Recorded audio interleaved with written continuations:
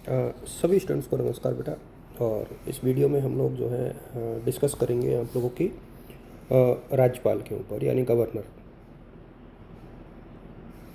और राज्यपाल की यदि हम लोग बात करें, मैं चूँकि जल्दी जल्दी वीडियो बना रहा हूँ, आप लोग राइटिंग के ऊपर ध्यान नहीं दें, सिर्फ सुनने के ऊपर ध्यान दें।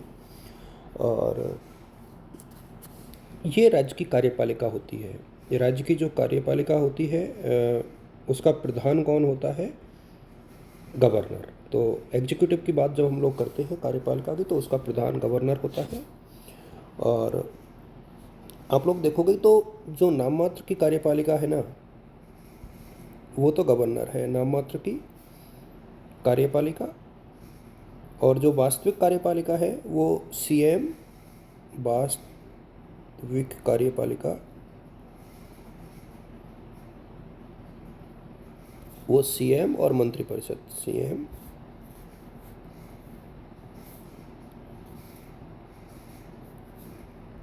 एवं मंत्रिपरिषद यानी काउंसिल ऑफ मिनिस्टर्स, मंत्री परिषद। तो ये वास्तविक होती है। और जो प्रशासनिक कार्यपालिका होती है उसमें कर्मचारी आते हैं। प्रशासनिक कार्यपालिका, इसमें कर्मचारी आते हैं। तो वास्तव में यह कि कानून निर्माण का कार्य व्यवस्थापिका करती है और उनको लागू करवाने का कार्य कार्यपालिका। और राज्य में जो है कार्यपालिका का प्रधान जो है गवर्नर होता है। इसको लेकर के हम लोग इस पूरे वीडियो में चर्चा करेंगे। एग्जाम में काफ़ी महत्वपूर्ण है और एक क्वेश्चन इसका ज़रूर आएगा। और पिछला वीडियो मैंने जो शेयर किया था उसको और इसको मिला करके यदि आप लोग करोगे तो आपको एक क्वेश्चन 20 नंबर का और एक क्वेश्चन 10 नंबर का एग्ज़ाम में मिल जाएगा। देखिए, मैं आपको बता दूं कि ये सर्वोच्च पद होता है, अपेक्स बॉडी होती है स्टेट्स की। सर्वोच्च पद राज्यपाल का होता है। और राज्यपाल को राजस्थान में स्वतंत्रता से पहले राज प्रमुख कहते थे। क्या कहते थे? राज प्रमुख। तो ये भी एक नंबर में पूछा जा सकता है, इसलिए इसको याद रखना। और 1956 के बाद जो है इनको गवर्नर कहा जाने लगा, यानी राज्यपाल कहा जाने लगा अनुच्छेद 153 के अनुसार। अब देखिए एक एक करके आप लोग याद करना इसको। पहले तो अनुच्छेद 153 के तहत इसकी नियुक्ति होती है, यानी प्रत्येक राज्य में एक गवर्नर होगा। मैं मोटे मोटे जो आर्टिकल्स है वही आप लोग के साथ साझा कर रहा हूँ। अनुच्छेद 157 जो है योग्यता से संबंधित है, यानी क्वालिफिकेशन से रिलेटेड, कि भारत का नागरिक हो, 35 साल की आयु पूरी कर चुका हो। इसके अतिरिक्त सिलेक्शन एंड अपॉइंटमेंट, यानी चयन कैसे होता है। देखिए, चयन जो है केंद्र सरकार करती है। केंद्र सरकार करती है राष्ट्रपति के हाथों। तो राष्ट्रपति ही इनकी नियुक्ति करता है।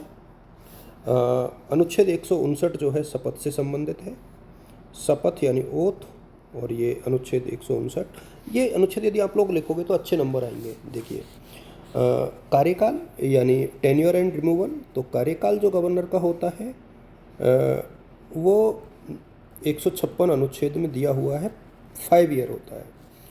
और बीच में कभी भी जो है इसको राष्ट्रपति के कभी भी इनको हटा सकता है, ये बहुत सिंपल है।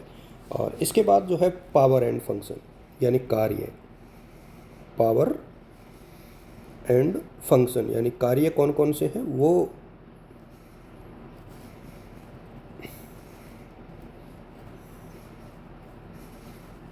फंक्शंस कौन कौन से हैं उसको थोड़ा सा डिस्कस हम लोग कर लेते हैं। देखिए, नंबर 1 पहला पॉइंट वाइज आप लोग इसको लिखना। एक तो एग्जीक्यूटिव फंक्शंस यानी कार्यपालिका संबंधी कार्य। तो कार्यपालिका की शक्तियाँ ये गवर्नर के पास होती है। पॉइंट्स में आप लोग देखना, जैसे मुख्यमंत्री की नियुक्ति, एडवोकेट जनरल की नियुक्ति, इसमें आप लोग जो है नियुक्ति संबंधी कार्य, एक तो जो जितने भी नियुक्ति होती है राज्य की वो गवर्नर के हाथों होती है। और अध्यादेश जारी करने की शक्ति, शपथ ग्रहण करवाने की शक्ति लोकायुक्त को, और इनको क्षमादान की शक्ति। तो ढेर सारे कार्य हैं जो कार्यपालिका के अंतर्गत आते हैं। ये आप अपनी बुक में से थोड़ा सा डिटेल से देख लेना। इसके अलावा विधायी शक्तियाँ। विधायी शक्ति मतलब कानून निर्माण से संबंधित शक्ति। तो विधायी शक्तियाँ इसमें भी देखिए, जितने भी कानून बनते हैं उन पे गवर्नर के सिग्नेचर जरूरी होते हैं। तो इसमें जो है विधायी शक्तियाँ। जैसे राज्य विधानमंडल का सत्र आहूत करना, उसको अभिभाषण देना, उसका अवसान करना, उसका विघटन करना, ये सारे कार्य जो है गवर्नर ही करता है। तो इनको आप लोग थोड़ा सा ध्यान रखना। फिर न्यायिक कार्य, तो क्षमादान की शक्ति होती है राज्यपाल को, तो न्यायिक शक्तियाँ। और इसके बाद जो है स्वविवेकीय शक्तियाँ यानी डिस्क्रिशनरी पावर, स्व विवेकीय शक्तियाँ, ये बहुत महत्वपूर्ण है। और इसके अलावा एक और शक्ति जो बहुत महत्वपूर्ण है वो है, अब स्वविवेकीय शक्तियों में देखो सबसे ज़्यादा इम्पोर्टेंट क्या है। जैसे सीएम को नियुक्त कौन करता है, तो सीएम की नियुक्ति, मंत्री परिषद की नियुक्ति, विधानसभा का विघटन करना, परामर्श देना, तो ये सारे कार्य गवर्नर करता है। अब ये तो कार्य और फंक्शंस शक्तियाँ ये हो गई। अब इसके बाद एक क्वेश्चन और पूछते हैं एग्जाम में, वो है रोल एंड पोजीशन, यानी role and position of governor, ये भी एग्ज़ाम में पूछा जाता है। तो इसको आप लोग उसी हिसाब से याद करना। मैं बीए के हिसाब से बच्चों को बता रहा हूँ, कंपटीशन के हिसाब से बताता तो बहुत डिटेल से बताता। यानी राज्यपाल की स्थिति और भूमिका, राज्यपाल की स्थिति एवं भूमिका। अब इसमें ढेर सारे स्टेटमेंट्स हैं, जैसे सरोजनी नायडू ने राज्यपाल को सोने के पिंजरे में कैद चिड़िया कहा था, विजयलक्ष्मी पंडित ने इसे वेतन का आकस्मण बालापद कहा था। तो कई स्टेटमेंट्स हैं, लेकिन फिर भी जो महत्वपूर्ण भूमिका है उसको मैं शेयर कर देता हूँ। एक तो ये संवैधानिक अध्यक्ष होता है, संवैधानिक अध्यक्ष के रूप में,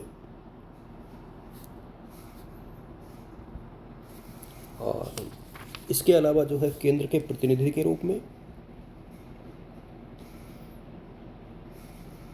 केंद्र के प्रतिनिधि के रूप में, वास्तविक कार्यपालक के रूप में,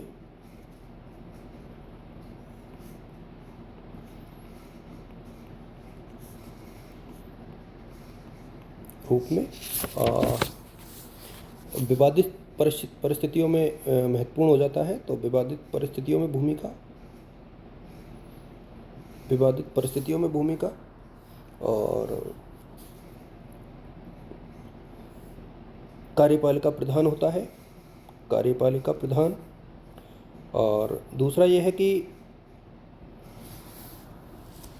राज्यपाल की एक और भूमिका जो महत्वपूर्ण है वो है राज्यों एवं केंद्र में धुरी का कार्य करता है। हालांकि प्रतिनिधि भी ऊपर एक पॉइंट लिखा हुआ है। तो इस तरीके के कुछ पॉइंट्स हैं जिसके माध्यम से हम लोग जो है गवर्नर के जो फंक्शंस हैं उनको हाईलाइट कर सकते हैं। और इनको आप लोग अपनी जो आपकी बुक है वहाँ से और थोड़ा सा फर्निश कर लेना। ये पहली यूनिट कंप्लीट हुई। आप सभी को all the best, good luck, शुभकामनाएं।